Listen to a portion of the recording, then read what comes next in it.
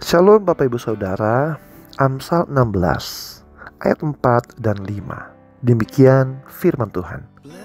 Tuhan membuat segala sesuatu untuk tujuannya masing-masing.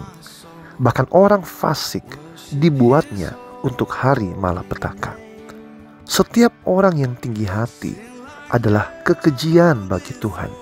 Sungguh, ia tidak akan luput dari hukuman.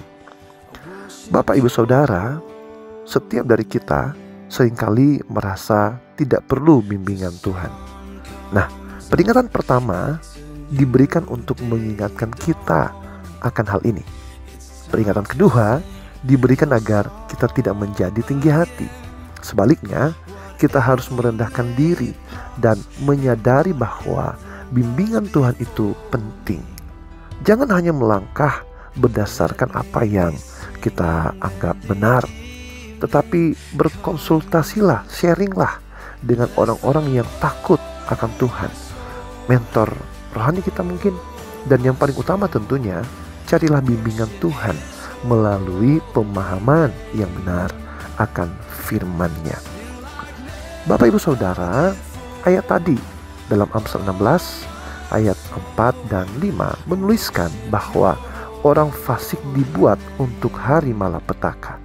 Ini adalah peringatan keras, bahkan dengan nada sindiran. Fasik berarti mengetahui kebenaran, tetapi terus memilih yang salah. Dan Tuhan mempertemukan orang fasik dengan orang-orang yang benar, dengan firman Tuhan yang tepat, namun mereka tetap memilih untuk mengikuti pemikiran mereka sendiri. Saudara, ketika seseorang mengambil keputusan, ia harus mempertimbangkan risk and reward atau risiko dan keuntungan. Mana yang lebih besar? Jika risiko lebih besar, jangan ambil keputusan itu. Jika keuntungan lebih besar, barulah dipertimbangkan. Namun, seringkali orang hanya memikirkan keuntungannya saja tanpa memperhitungkan risiko secara menyeluruh. Kadang mereka hanya memikirkan risiko yang ringan, sementara keuntungannya dibayangkan sebesar-besarnya. Akibatnya saudara, mereka tertipu oleh pikirannya sendiri.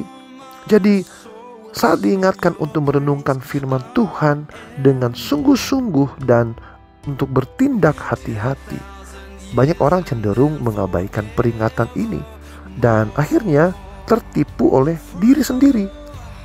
Peringatan Tuhan diberikan kepada orang-orang yang terus menolak firman Tuhan. Orang yang bersikap seperti ini disebut fasik. Tuhan memang mengizinkan mereka mengalami hal-hal yang tidak menyenangkan. Tuhan memberi kesempatan bagi mereka juga untuk belajar.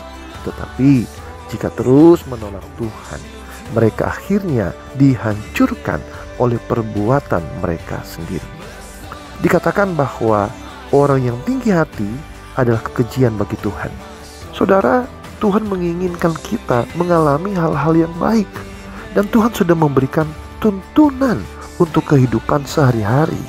Misalnya, dalam memilih pasangan hidup, Tuhan berfirman, "Janganlah kamu merupakan pasangan yang tidak sepadan dengan orang yang tidak percaya."